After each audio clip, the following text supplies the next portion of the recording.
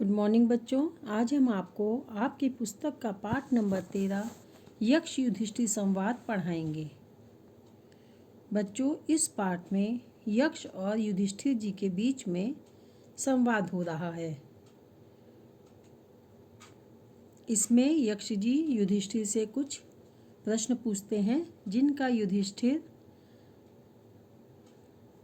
उचित जवाब देते हैं।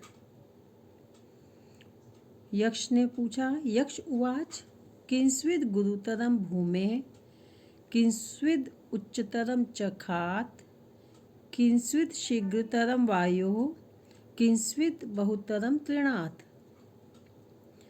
यक्ष ने पूछा, इस पृथ्वी पर गुरु से बड़ा कौन है? आसमान से ऊंचा कौन है? वायु से ज़्यादा तेज कौन है? और ईंधन से ज़्यादा जलाने वाला कौन है? तो युधिष्ठिर जी इस प्रश्न का उत्तर देते हैं। माता गुरुतरा भूमेः खात पित्तो उच्चतरस्तथा मनः शीघ्रतरम वाता चिंता बहुतरी तृणात्। युधिष्ठिर जी बताते हैं कि इस पृथ्वी पर इस भूमि पर माता जो है वो गुरु से बड़ी है और आसमान से ऊंचा स्थान पिता का है। वायु से ज़्यादा तीव्र मन है और चिंता ईंधन से ज़्यादा जलाने वाली है।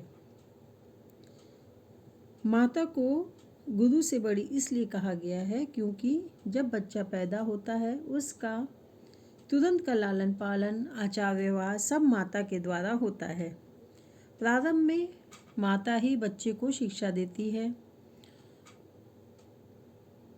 गुरु का स्थान बाद में आता है क्योंकि जब बच्चा थोड़ा सा बड़ा हो जाता है तब वो गुरु के पास जाता है।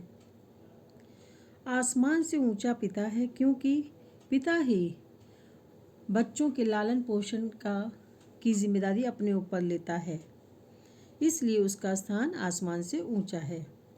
वायु से ज़्यादा शीघ्र या तीव्र मन है।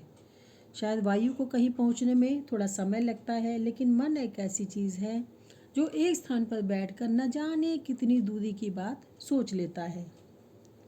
इसलिए मन को वायु से ज़्यादा तीव्र बताया गया है। चिंता ईंधन से ज़्यादा जलाने वाली है। यदि किसी व्यक्ति को किसी बात की चिंता रहती है तो वो देखते ही देखते बहुत कमज़ोर, यहाँ तक कि मृत्यु को भी प्राप्त हो जाता है। जबकि ईंधन को एक बार जलाने में थोड़ा समय लगता है, उसको हम शायद बुझा भी सकते हैं, पर चिंता ऐसी चीज़ है जिसको किसी भी तरह से समाप्त नहीं किया जा सकता। फिर यक्ष पूछते हैं, कः शत्रु दुर्जयः पुंसाम कश्च व्याधिर अनंतकः कीदृशश्च स्मृतः साधुर असाधु कीदृश स्मृतः। तो वो पूछते हैं, परदेश में मित्र कौन है? परदेश में मित्र कौन होता है? और घर में मित्र कौन होता है? बीमार का मित्र कौन है? और मरने वाले का मित्र कौन है?